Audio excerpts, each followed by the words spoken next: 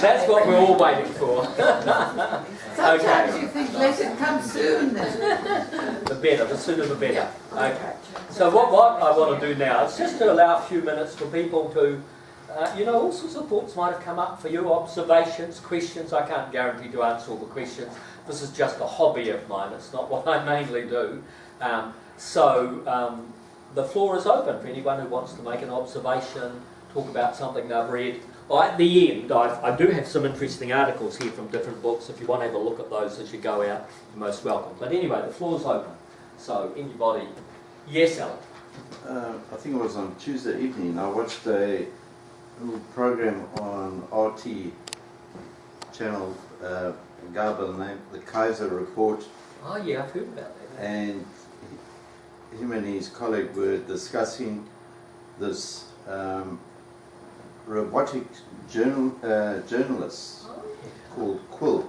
Okay. And what they're using these robotic journalists for is to review financial reports that people write and pick up key or common phrases or terms that these reports use, and then they generate their own reports, and then they distribute it out to the world, and then all these financial wheelers and dealers are now reacting to these fictitious robotic reports, and of course they're losing their money.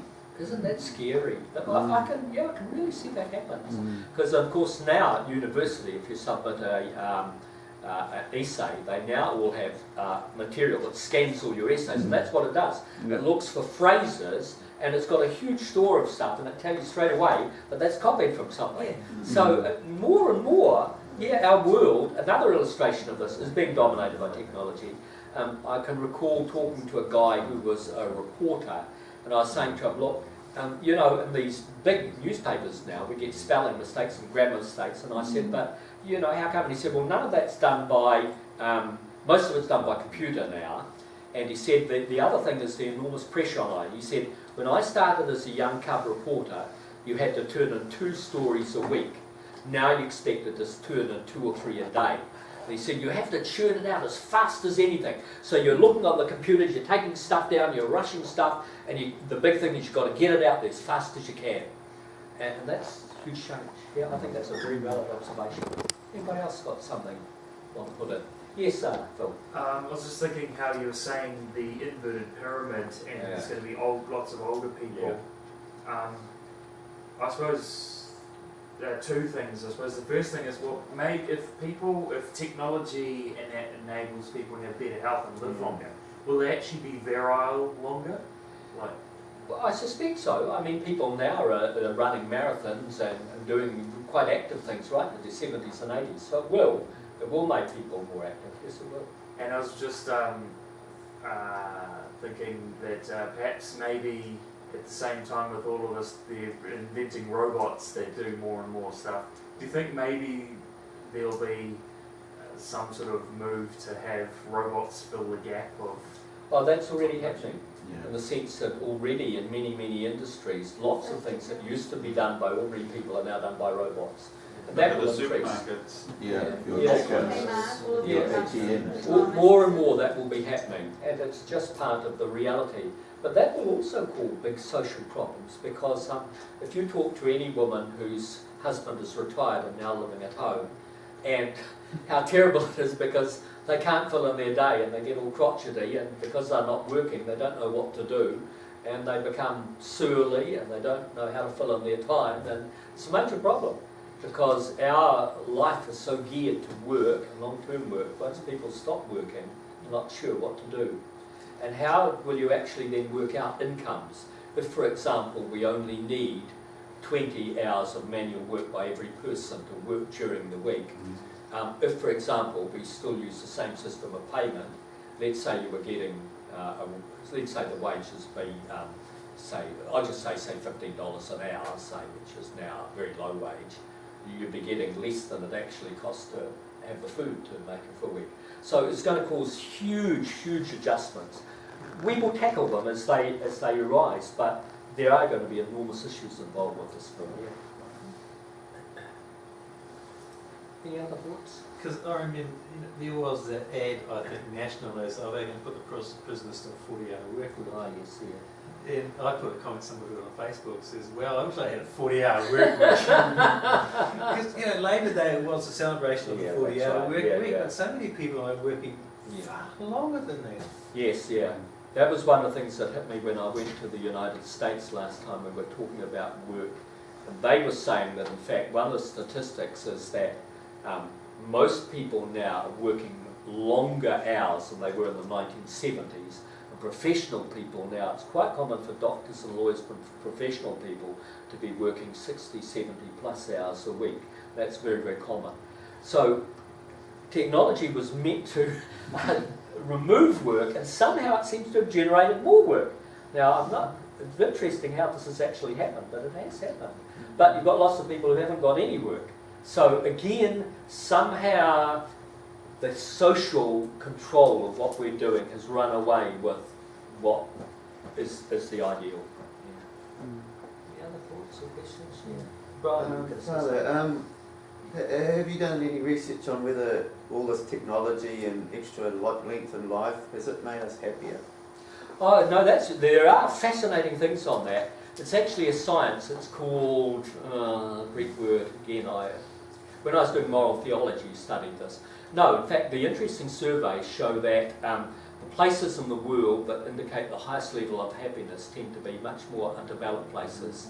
They have them listed. They've done that scientifically, and they would say, for example, that places like the United States and things like that, the amount of stress in life, making money, all the things, and even violence and worries about things like that, has lessened it.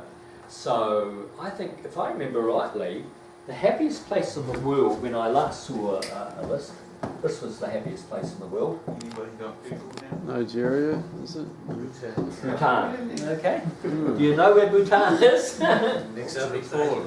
It's a tiny little place up in the mountains near Nepal.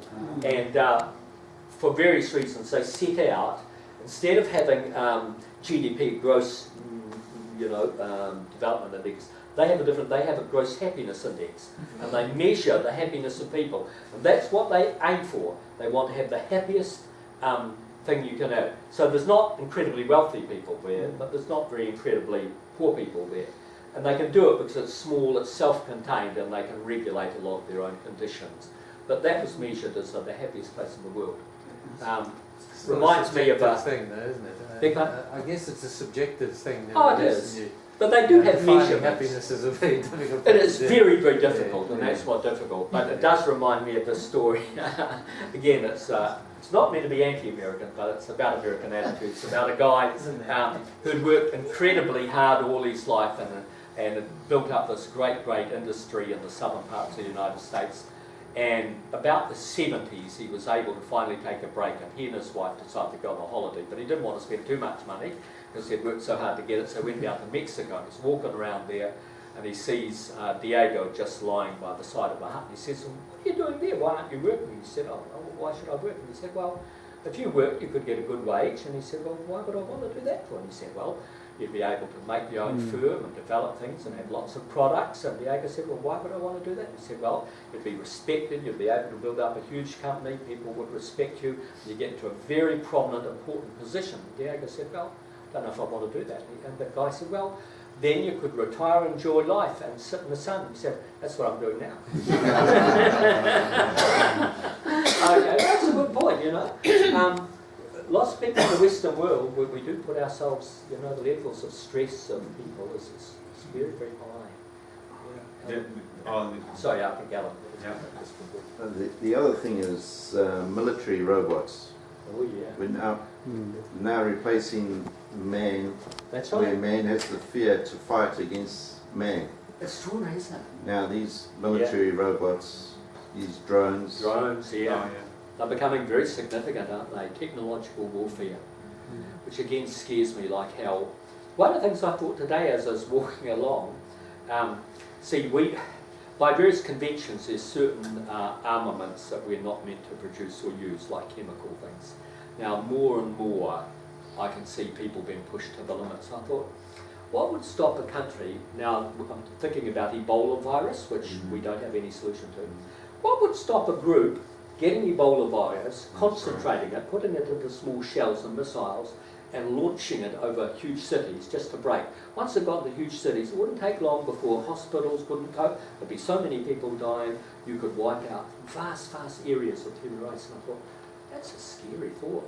It's called chemtrails. Supplies. They've done that in the past. Please don't tell me. I'd rather not know. Yeah. Okay. Yeah, but there was a comment before on like robbing the rich, Oh, yes. and the interesting thing is Saint Chrysostom. He says that we have a duty to share our wealth with the poor, or we're robbing them. Yes. And Pope Francis quotes that in the Joy of the Gospel. Yeah, it's a well-known part of Catholic social teaching. We're not very strong on it at the moment. Okay, perhaps just one or two final things and we'll conclude, and there's some supper I think next door. Okay, well I hope you found it interesting. I find it fascinating, and you can go home and start reading about these things and getting all